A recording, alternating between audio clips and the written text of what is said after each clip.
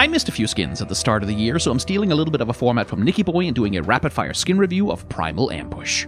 And we'll start with the biggest success of the line, which is Primal Ambush Vi, who has an amazing application of her gauntlets as part of her design. Primal Ambush has some internal lore about certain people being born with superpowers embodied by tiger stripe markings on their skin, and there's a kind of Highlander-esque plot under it all, where they're all trying to kill each other to claim greater strength for themselves. It's thinly sketched, as skinline lore usually is, but for that concept, turning Vi's gauntlets into giant tiger claw middens complete with toe bean markings on the palm is a perfect thematic and tonal match. It's a little bit cheesy, but it still looks lethal. I really like the color scheme here as well. It's gold, again, which so many skin lines overuse, but with Vi's costume primarily being pure black, it contrasts beautifully, and that dark base color makes the color accents like her red sash or teal paw pads really pop. The costuming is understated, but without looking too simplistic, and there's a real sort of 2010s reboot of a 1980s Saturday morning cartoon energy to this that I really like. Like, you just know that the theme song to this show would have been a banger back in the day. Civer continues that success with a more elaborate and colorful costume, but still grounded by that central dark black, which stops it getting visually noisy. The black bandages are also crisscrossed on her body to leave triangular, brighter patches of skin exposed, which creates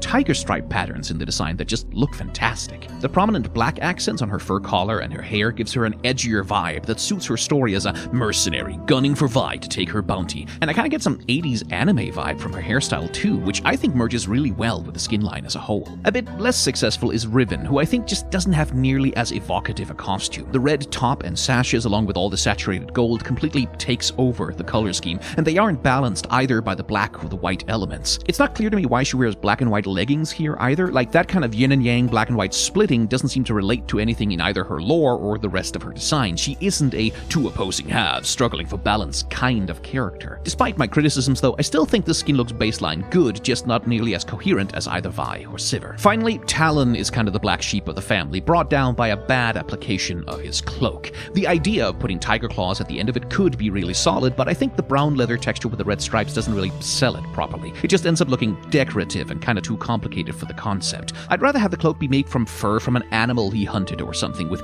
real claws rather than metal ones, although who knows if his model rig can actually carry that kind of modification. The golden claws draped over his shoulders and whatever those arm rings are under his shoulders also add unnecessary complexity to the design, I think, and the gold color merges way too much with his skin tone. It really is missing some of the strong contrast that the black base color brings to Vi and to Civer. Also, he's shredded and shirtless with those open slit pants, and that says to me that I'm supposed to see fan service here, but I'm sorry, Talon's model just can't carry that off, not with that posture and animation. It's really not what he's built for. Here are the individual grades, and I like the concept here. I don't think it needs like 24 more skins added to it like Project gets, but I could see this working really well on Set, Katarina, or Pike.